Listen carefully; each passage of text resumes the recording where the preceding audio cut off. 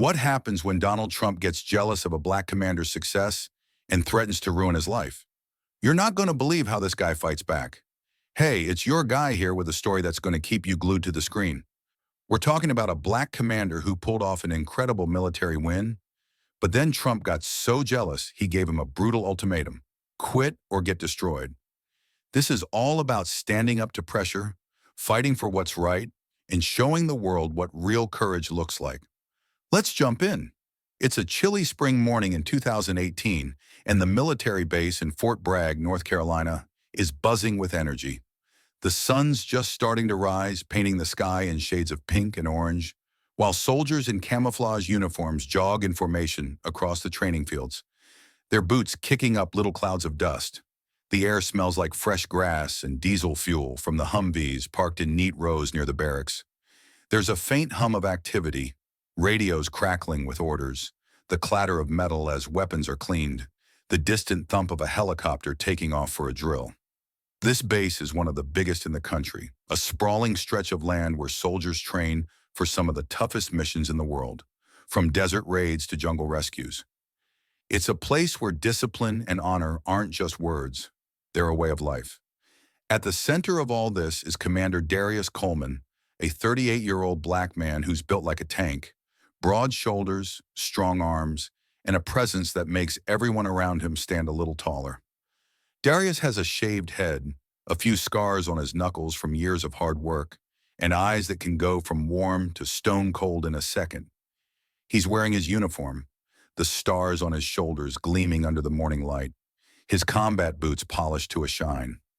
Darius grew up in a rough part of Chicago where he saw friends get pulled into gangs or lost to the streets.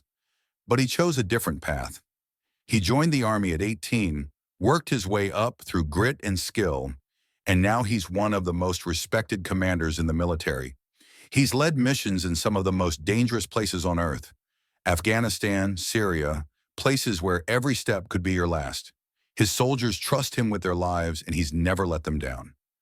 Just a month ago, Darius pulled off something huge, a high-stakes rescue mission in a war-torn region that saved 50 American hostages from a terrorist group.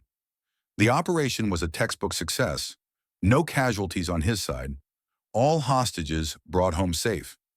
The news went wild, calling it a miracle, and Darius's face was everywhere, on TV, in newspapers, even trending online with hashtags like #HeroCommander.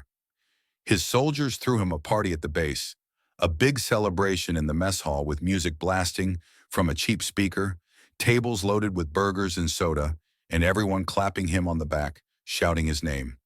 Even the higher-ups in the Pentagon sent him a letter of commendation, praising his leadership and bravery. For Darius, it was the proudest moment of his career. He'd proven what he was capable of, not just to his team but to the world. But not everyone's happy about his success. In Washington, D.C., Donald Trump is watching the news from the White House, his face twisted in a scowl. The room he's in is massive, with gold curtains hanging heavy over tall windows, a huge desk piled with papers, and a TV mounted on the wall playing a loop of Darius's rescue mission. The air smells like expensive cologne and the faint tang of leather from the couches. Trump's in a suit, his tie a bright red slash against his white shirt, his hair combed back in that way everyone recognizes. He's pacing, his hands gesturing wildly as he talks to his advisors, a group of men in suits who nod along but don't dare interrupt. "This guy's getting too much attention," Trump says, his voice loud, sharp, like he's spitting the words out. "Too much. Everyone's talking about him. Commander Coleman this, Commander Coleman that. What about me? I'm the one running this country." His advisors exchange glances, unsure what to say, but Trump doesn't wait for an answer. "He's got to go," he says, his tone icy. "Either he plays by my rules or I'll destroy him. Done." Back at Fort Bragg, Darius is in his office, a small room with a desk covered in maps, a chair that creaks when he sits, and a single photo on the wall, him with his mom at his first deployment, both of them smiling wide. He's going over reports from the rescue mission, making notes for a debrief when his phone rings. It's General Matthews, his commanding officer, a gruff man with a voice like gravel. "Darius," Matthews says, his tone heavy, "we've got a problem. The White House just called. Trump wants you out, says you're getting too much spotlight. He's giving you an ultimatum: resign by the end of the week, or he'll have you discharged with a full investigation. He's saying you mishandled the mission, put lives at risk. It's all lies, but he's got the power to make it stick. Darius feels like the air's been sucked out of the room, but he keeps his voice steady. Resign, he says, his hands tightening on the phone. After everything I've done, that mission saved lives. Everyone knows it. This isn't right. Matthews sighs, the sound heavy with regret. I know, son, he says, but Trump's not playing around. He's threatening to ruin your career, your name, everything you've built. Says he'll make sure you never work again if you don't step down. Darius sets the phone down, his mind racing, his chest tight with anger and disbelief. He thinks about his mom, who worked 3 jobs to keep him out of trouble, who cried tears of pride when he made commander. He thinks about his soldiers, the ones who'd follow him anywhere, who trusted him to lead them through hell and back. And he thinks about Trump, sitting in his fancy office, trying to tear down everything Darius has fought for, just because he can't stand someone else getting the spotlight. Darius knows he can't just roll over and take this. He's not the kind of man who backs down, not from a fight, not from a threat, not from anything. But he also knows Trump's got the power to make good on his ultimatum. The man's the president, with the whole government behind him, and he's already shown he's not afraid to play dirty. Darius has seen the news, Trump's tweets, his speeches, the way he talks about people who cross him, calling them losers, traitors, threatening to ruin their lives, and now Darius is in his crosshairs. He's got a week to decide, but he's not about to wait around for Trump to make the next move. That night, Darius calls a meeting with his closest soldiers, the ones he trusts with everything. They gather in a small room off the barracks, a space with concrete walls, a single bulb hanging from the ceiling, and a table covered in scratches from years of use. The air smells like sweat and gun oil, and the only sound is the faint hum of a generator outside. There's Lieutenant Jackson, a wiry black man with a quick smile and a mind for strategy. Sergeant Rivera, a tough Latina who can shoot better than anyone Darius has ever met. And Corporal Evans, a young white guy who looks up to Darius like a big brother. They've all been with him through the toughest missions, and they're not about to let him face this alone. Trump wants me out, Darius tells them, his voice low but steady, his hands resting on the table. Says I've got to resign or he'll ruin me. Make up lies about the mission? Drag my name through the mud. I'm not doing it. Jackson leans forward, his eyes sharp. He can't do that, he says, his voice tight. That mission was perfect. Everyone knows it. He's just jealous because you're getting the credit he wants. Rivera nods, her arms crossed. He's a bully, she says, her tone hard. Thinks he can scare you into quitting. But we've got your back, boss. What's the plan? Evans, usually the quiet one, speaks up. We can't let him win, he says, his voice shaking a little. You're the best commander we've ever had. If you go down, what's that say to the rest of us? Darius looks at them, his team, his family, and feels a spark of hope. We fight, he says, his voice firm. Not with guns. This isn't that kind of battle. We fight with the truth. We get the word out, show the world what really happened on that mission, what kind of leader I am. Trump can't control everyone. He can't silence the people. They start planning, working late into the night, their voices low but determined. Jackson suggests reaching out to a reporter he knows, someone who's not afraid to take on big names like Trump. Rivera offers to gather statements from the soldiers who were on the mission, proof that Darius did everything by the book. Evans says he'll dig into Trump's past threats, see if there's a pattern they can use to show he's abusing his power. They're a team, and they're not backing down. Over the next few days, Darius works harder than he ever has. He meets with the reporter, a guy named Chris who works for a small but respected news outlet. They sit in a diner off the highway, a rundown spot with sticky tables and a jukebox that only plays old country songs. The air smells like burnt toast and cheap coffee, and the waitress keeps refilling their cups without a word. Chris listens as Darius lays it all out. The mission, the ultimatum, Trump's threats. I've got proof, Darius says, sliding a folder across the table. Mission reports, body cam footage, statements from my team. It's all there. Everything I did was right. Chris nods, flipping through the papers, his eyes lighting up. This is big, he says. Trump's not going to like it, but I'll run the story. People need to know. Meanwhile, Trump's not sitting still. He's on TV every day, talking about Darius like he's a criminal, his voice booming through the screen. At a press conference in the White House, the room packed with reporters, cameras flashing, Trump stands at the podium, his face red with anger. The air smells like hairspray and tension, and the walls are lined with American flags that ripple slightly in the air conditioning. Commander Coleman thinks he's a big shot, Trump says, his voice sharp, his hands gripping the podium. But let me tell you something. He's nothing. Either he plays by my rules or I'll destroy him. I'll make sure he never works again, never shows his face again. Done! The reporters scribble furiously, the camera zooming in on Trump's scowl, and the clip goes viral within hours, trending with hashtags like Yarmouth Trump threat and Yarmouth save Coleman. Darius watches the clip on his phone, sitting in his office late at night, the base quiet except for the faint hum of a generator outside. The room's lit by a single lamp casting shadows on the walls, and the air feels heavy with the weight of what's coming. He knows Trump's words aren't just talk. The man's got the power to follow through, to ruin his career, his reputation, his life. But Darius isn't scared. He's angry, sure, but he's also determined. He thinks about his mom, who always told him to stand up for what's right, even when it's hard. He thinks about his soldiers, the ones who've trusted him through every mission, who deserve a leader who won't back down. And he thinks about all the kids out there, especially the black kids watching him, who need to see that you can fight the system and win. The next day, Chris's story drops, and it's everywhere. Headlines screaming, Commander Coleman fights Trump's ultimatum, and the truth behind the rescue mission. The article lays it all out. The mission's success, Trump's jealousy, the ultimatum, the threats.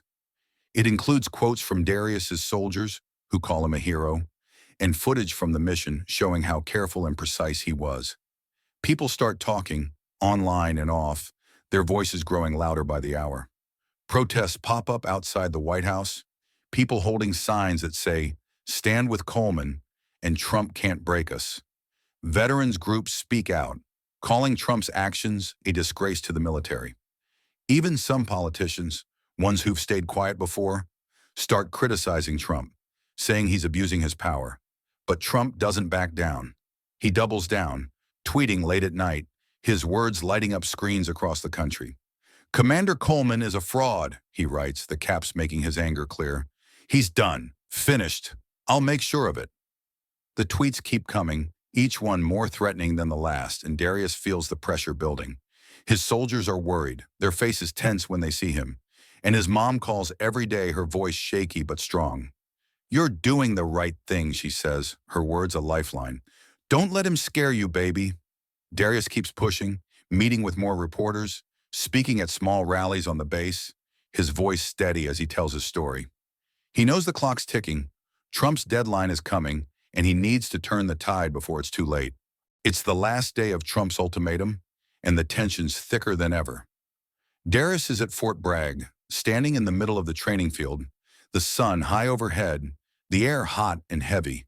His soldiers are gathered around him, hundreds of them, their faces a mix of worry and determination. They've heard the news, seen the tweets, watched the protests grow. The field is wide and open, surrounded by barracks and training courses, with a flagpole in the center where the American flag flaps in the breeze. The air smells like sweat and grass, and the only sound is the faint rustle of leaves in the wind. Darius is in his uniform, his stars shining, his jaw set. He knows today's the day. Either he resigns or Trump makes good on his threat. His phone buzzes and it's General Matthews again. "Darius," Matthews says, his voice heavy, "Trump's on the line for you. He wants to talk, now." Darius takes a deep breath, his soldiers watching him, their eyes locked on his every move. He puts the phone on speaker, letting everyone hear. Trump's voice comes through, loud and angry, echoing across the field. "Coleman," Trump says, his tone like a knife, "this is your last chance. You resign right now or I'm ending you. I'll have you discharged, investigated, locked up if I have to. You'll be nothing, nothing. You hear me?" The soldiers murmur, their faces hardening. But Darius doesn't flinch. "I hear you," he says, his voice calm, steady, cutting through Trump's rage. But I'm not quitting. I did my job. I saved lives. You can't take that away from me, no matter what you do. Trump's voice rises, almost a scream. You're done, Coleman. Done. The line goes dead, and for a moment, the field is silent. Then Jackson steps forward, clapping Darius on the shoulder, his voice loud enough for everyone to hear. We're with you, boss, he says, and the soldiers erupt, cheering, shouting Darius's name. Their voice is a wall of support. At that exact moment, news breaks. Chris's outlet releases a new story, this time with leaked emails from Trump's team, showing they planned to fabricate charges against Darius if he didn't resign. The emails are damning, proof of Trump's abuse of power, and they spread like wildfire, trending online with hashtags like #TrumpLied and #Justice for Coleman. The public outcry is instant. Protests outside the White House double in size, people chanting for Darius, veterans groups holding press conferences to demand Trump back off. Politicians who stayed quiet before now speak up, calling for investigations into Trump's actions. The military itself steps in. General Matthews and other high-ranking officers release a statement saying Darius is a model commander and Trump's threats are unacceptable. The pressure's too much, even for Trump. By the end of the day, he's forced to back down, issuing a grudging statement that there'll be no investigation, no discharge. Darius keeps his position, his career intact, his name stronger than ever. A month later, Darius is back at Fort Bragg, leading his soldiers on a new training mission, the sun setting behind them as they move through the field, their movements sharp and precise. The air smells like earth and sweat, and the sky's a deep orange, casting long shadows across the base. Darius's stars still shine on his shoulders, his uniform crisp, his head held high.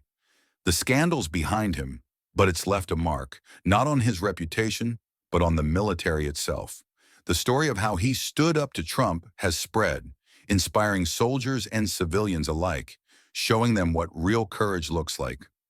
Trump's quieter now, his tweets about Darius stopped, his focus shifted to other battles. But the damage is done, his threats exposed his abuse of power, and people aren't forgetting it anytime soon.